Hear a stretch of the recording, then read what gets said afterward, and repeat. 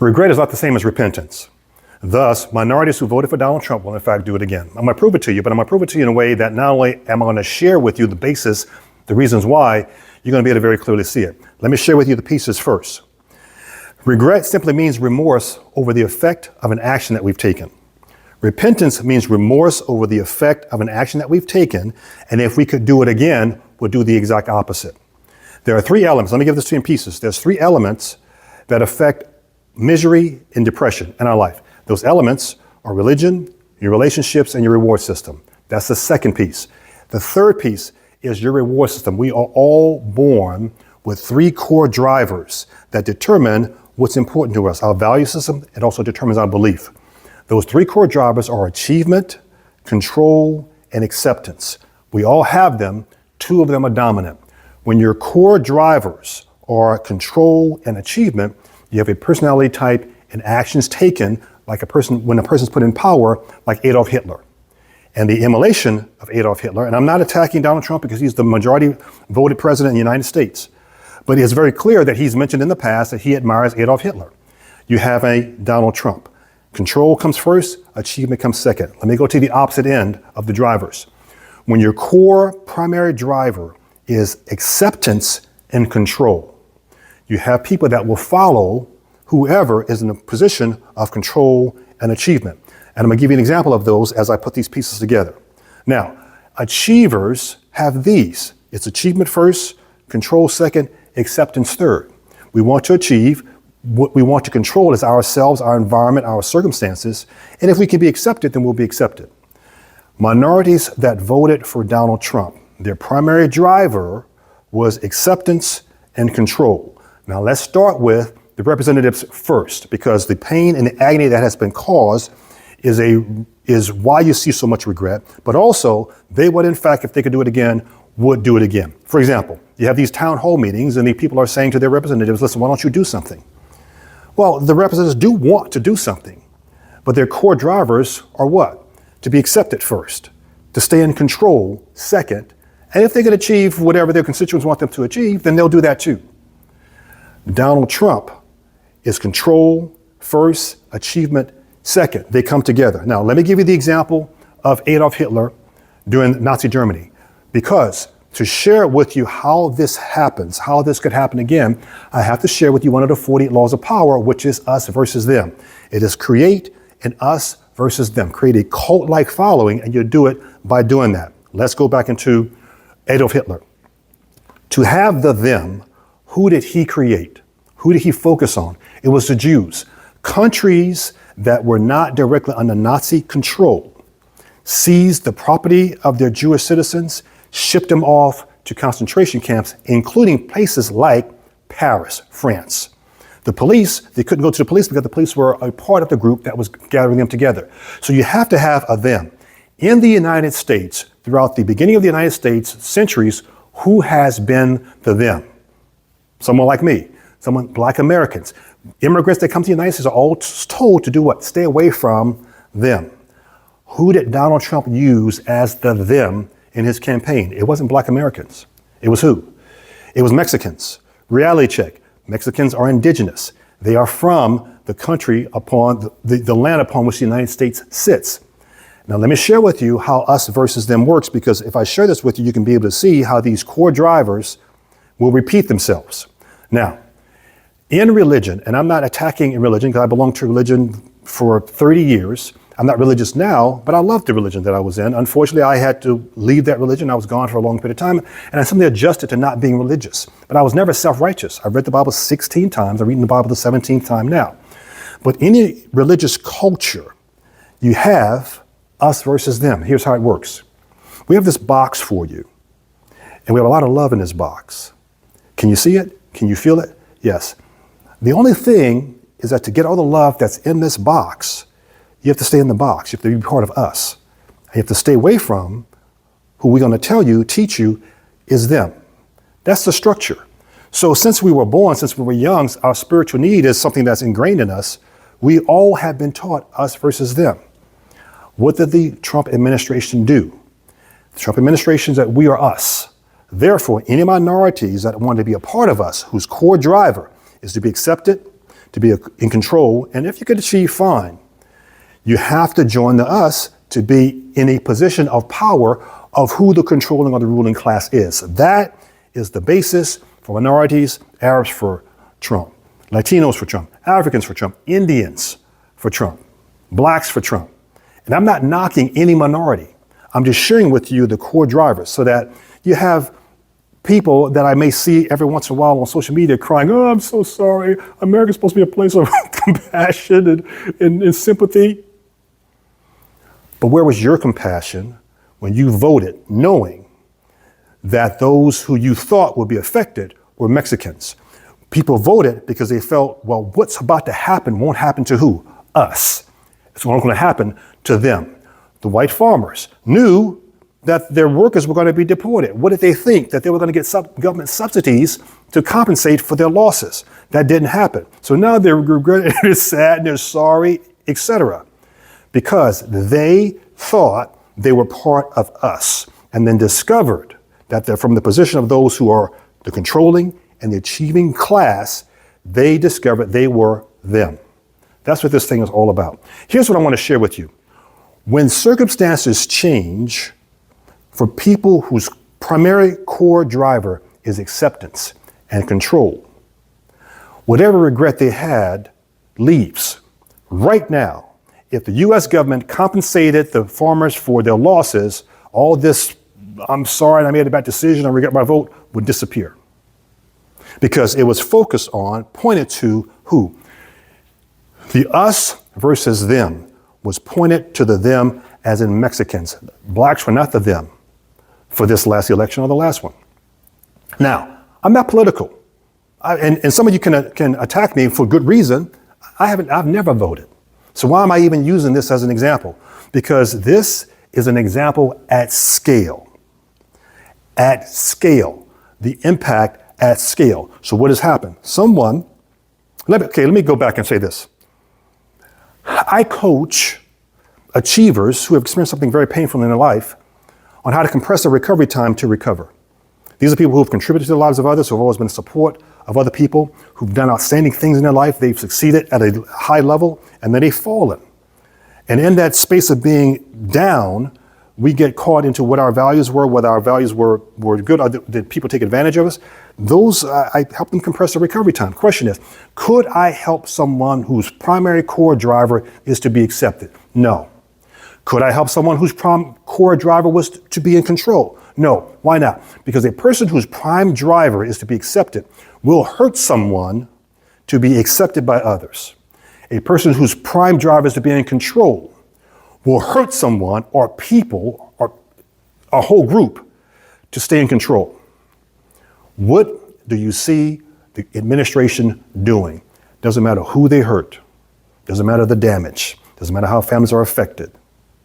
Whatever it takes for them to remain or stay in control. Thus, they needed those whose primary driver is to be accepted and in control, including those who are supposed to be representing their constituents, to go along. That's why you see the wave as it is. This is at scale. Because if people stopped and had their primary driver as achievement, they would have made different decisions because they would have thought about if it affects them, it really is going to affect me. Now, here's the last thing I want to share with you, because this is the last video I'm going to do in this series of American trauma. Donald Trump has been able to do, not for America, to America, within 12 months, what Hitler couldn't do to America in 4 years. It's simply a fact. I'm not attacking anybody. I'm just giving you the fact. America has been raped, pillaged, and is burning now. And when it's all done, he's going to leave. Like Adolf Hitler took his own life. Those that were loyal to the Third Reich took their lives and the lives of their families, committed suicide because they couldn't see a Germany without the Third Reich. Think about it. Can the existing president see the United States without him as the president? No, so he's going to leave. He's going to be like, oh, okay, see y'all later. We're going to go to Argentina or to Dubai or to Vietnam, where I'm going to put my golf course at. That's simply the fact. Who did this? The group that wanted to be accepted, that wanted to be in control. And if they could achieve, will you achieve the aims of the person whose dominant personality core is to be in control and to achieve? That's what has happened. That's why you saw such a shift, as if a wave, because he was able to do, if you want to be part of, this is what you have to do. This is us. And we have to focus on them. How did he point out to them? Well, we have to get rid of the criminals and all the crime that's being committed by this group, the people who are immigrants. Or do one of the other 48 laws of power is lie. And the bigger the lie is, the more people will ask, whether is it really true? You never stop and be honest when you're telling a lie. They're eating the dogs. They're eating the dogs. People suck that in. It's like, wait a minute, now could they actually be eating the dogs? Here's what you have to understand. Who demographically in the United States is the most violent group, period, in U.S. history? I'll tell you a story, say this way. When Columbus arrived in the Bahamas, the Americas, the Arawak Indians, Arawak, swam out to the boats. He put this in his journal. The book is A People's History of the United States by Howard Zinn. I think his last name is Zinn. They swam out to the boat, welcomed them. Columbus in his journal said they were well built. They freely traded with us. They have no concept of weapons. But here's what he noticed. There were gold ornaments in their ears. They thought there was gold. That's what he sold. So he asked them, where'd you get the gold from? They showed him mazola, corn, because corn is gold. He says no. And he thought that the Arawak Indians had the same mindset as Europeans. And so what he did, he took some of them as slaves because he had to bring some type of commodity back to Spain. Within 50 years, the Arawak Indians were extinct. The visitors, the Spaniards, would walk, see it. There were two kids they saw, cut one of them's hands off and cut the other one's head off. Violence. Now, I'm not biased. I'm not prejudiced. I'm not saying European men are a certain way. But if you look at history, savage history, that is the only violent group that is consistent. Unfortunately, when Charlie Kirk was assassinated, the governor of Utah said, I prayed it wasn't one of us. Who else would it be?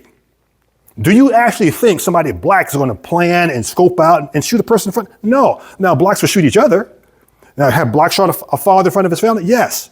But that? No. What do you think? Mexican? Who do you think is going to do something like that? Us versus them. And then what you do, you present yourself as the person who's control, who's going to achieve. Present that to those who want to be accepted and be in control, to be part of us. That's how you have an election. That's how you have this wave that has happened. In fact, these people that have voted like they do, yes, they are regretful, but it's not the same as repentance. It's not the same as if you were given the same circumstances, the same opportunity, you make a different decision.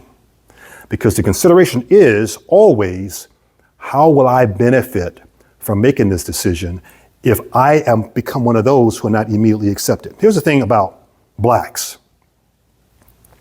Mexicans too. Other cultures, but particularly blacks and Mexicans. Blacks claim they have slaves, Mexicans are already here.